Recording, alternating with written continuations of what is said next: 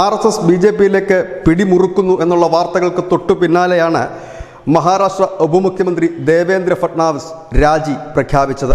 ഏതായാലും RSSന്റെ നിർദ്ദേശപ്രകാരമാണ് രാജി എന്നാണ് ഇപ്പോൾ പുറത്തുവരുന്ന വാർത്ത. അതിന് പ്രധാന കാരണമായി പറയുന്നത് ശിവസേനയെ അകറ്റിയതും പിളർത്തിയതും ഫട്നാവിസ് ആയിരുന്നു. ഫട്നാവിസിന്റെ പിടിവാശിക്ക് പാർട്ടി കനത്ത വില നൽകേണ്ടി വന്നു. അതുമാത്രവുമല്ല, ദേവേന്ദ്ര ഫട്നാവിസ് BJPയിൽ വലിയ രീതിയിൽ സ്വാധീനം ചെലുത്തുന്നു എന്ന് ഒരു ഇതുകൂടി RSS കണ്ടെത്തിയിട്ടുണ്ട്.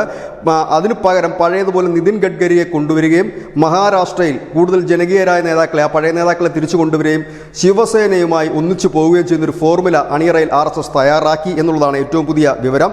അതിൻ്റെ അടിസ്ഥാനത്തിലാണ് കഴിഞ്ഞ ദിവസം INDA മുന്നണിയുടെ യോഗത്തിൽ ഉദ്ധവ് പങ്കെടുക്കാതിരുന്നത്. ഏതായാലും ഉദ്ധവിനെ വീണ്ടും മുഖ്യമന്ത്രിയാക്കിക്കൊണ്ട് മുൻപോട്ട് പോകാനുള്ള ഒരു രീതി തന്നെയാണ്. കാരണം RSSന് ഈ ഉദ്ധവിനെ വിമർശിക്കുന്നതിൽ നേരത്തെ മുതൽ തന്നെ അമർഷമുണ്ടായിരുന്നു. ഉദ്ധവിനെ കുറ്റപ്പെടുത്തുന്നതിലും ഒറ്റതിരിഞ്ഞ് ആക്രമിക്കുന്നതിലുമൊക്കെ ശിവസേന BJPയുടെ എക്കാലത്തെയും ഉറച്ച സഖ്യകക്ഷിയാണ്. അവരെ വിടരുതായിരുന്നു എന്നൊരു അഭിപ്രായം RSSൽ നേരത്തെ മുതലുണ്ടായിരുന്നു. പക്ഷേ ദേവേന്ദ്ര ഫട്നാവിസ് അടക്കമുള്ള ചില നേതാക്കളുടെ പിടിവാശിയാണ് എല്ലാത്തിലേക്കും നയിച്ചത്. ഏതായാലും ഇനിയൊരു ഫോർമുല ഉരുത്തിരിയുകയാണെങ്കിൽ ഒരുപക്ഷെ ഉദ്ധവ് വീണ്ടും മുഖ്യമന്ത്രിയായി എത്തിയേക്കാം.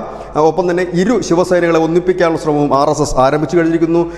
അജിത് പവാറിൻ്റെ NCPയും ഷിൻഡെയും തമ്മിൽ പ്രശ്നങ്ങളുണ്ട്. ഏതായാലും അജിത് പവാറിൻ്റെ NCP പിളരുമെന്നുള്ള ചില വാർത്തകളും പുറത്തു വരുന്നു. അതിൽ 12 MLAമാർ BJPയുമായി ചർച്ച നടത്തിയതായി പവാറിൻ്റെ കൊച്ചുമകൻ പറയുകയും ചെയ്തു. ഏതായാലും മഹാരാഷ്ട്ര രാഷ്ട്രീയത്തിൽ ഒരു വലിയ ട്വിസ്റ്റ് സംഭവിക്കുന്നത് 2019 മുമ്പുള്ള കാലഘട്ടത്തിലേക്ക് ജനാധിപത്യ സഖ്യം, അതായത് NDA സഖ്യം മടങ്ങി വരുന്നു എന്നുള്ള ഒരു സൂചനയാണ്.